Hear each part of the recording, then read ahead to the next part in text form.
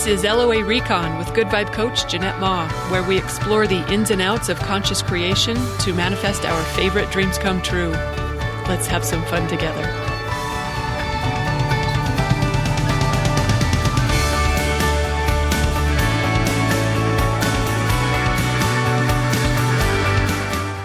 Welcome and thank you for joining me for another episode.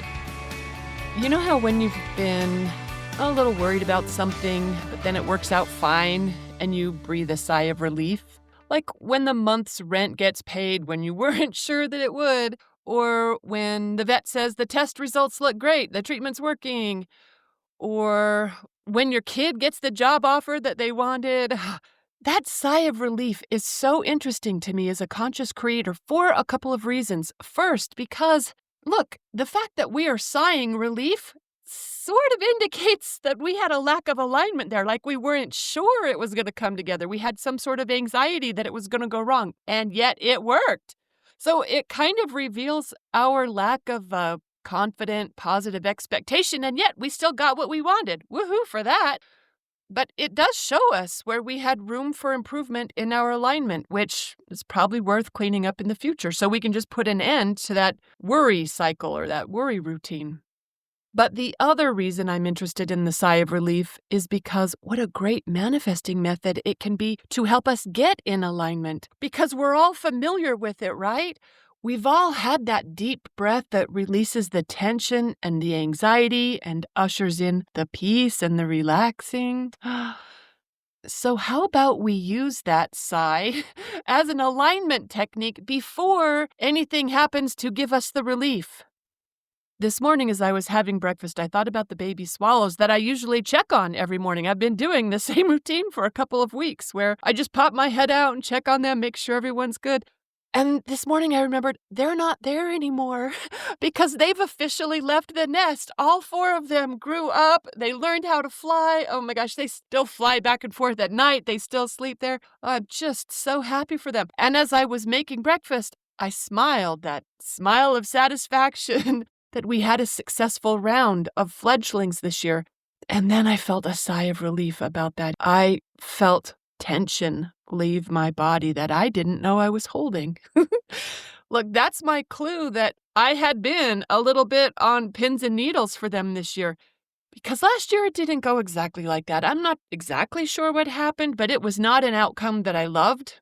Maybe the rival male was feeling some triumph about it. I'm not sure what happened, but I did not love what unfolded. And to know that that could happen, because it was the first time I'd ever seen that, it gave me anxiety that I did not normally feel when the swallows were raising their babies out on the back deck. So anytime an adult swallow was flying around that didn't seem to be welcomed by the parents, I sometimes had trouble. Like, is that a parent or is that not a parent? Is that a friend of the family? I didn't know. When someone didn't seem to be welcome there, I would get nervous. I would stand out there with my hands on my hips and say, I see you. I'm watching. As if that meant anything to anyone. But I was just nervous for those babies and those parents. And I was trying not to be because I knew that wasn't helpful energy. But it was a little traumatizing from last year, which I'm not going to elaborate on that because, you know what? Sometimes they do too. It's not called a litter with birds. What is it? What is it called? They might have some more babies. Sometimes they do that. I don't know that these guys are going to, but I would really like to bring a better vibration to the subject if they did. So the other thing we know is that nervous vibration is not contained within me to the subject of fledgling birds. Because that little bit of anxiety can spread to other areas like, well, you know what? Let's not name them. We don't need to conjure any unnecessary invitations, actually. Instead, let's just breathe a sigh of relief right now. Right now, before there's any reason to. Well, of course there's a reason to. The reason to is that we know how well it works for us to go first. So just take a deep breath and think all is well. It worked out great. It's so satisfying. Things came together. We can relax now. And that's the key right there, isn't it? We can relax now. We go first. That cues universe for more reasons to relax. So let's breathe the sighs of relief now. Let's drop our shoulders, shake out the tension, relax our jaw or wherever your body holds that worry or stress. And let's take another deep breath and another and another and let things work out the way they always wanted to when we learn to be a better match to that. Because it always works best when we go first. So here's to sighing the sighs of relief before the reasons even manifest. And maybe you're already stress-free. Maybe relief isn't a thing that you would benefit from because you have nothing that you're worried about. That is fabulous. In that case, you could breathe the sigh of satisfaction or contentment, the sigh of so much bliss that it takes your breath away. I don't know.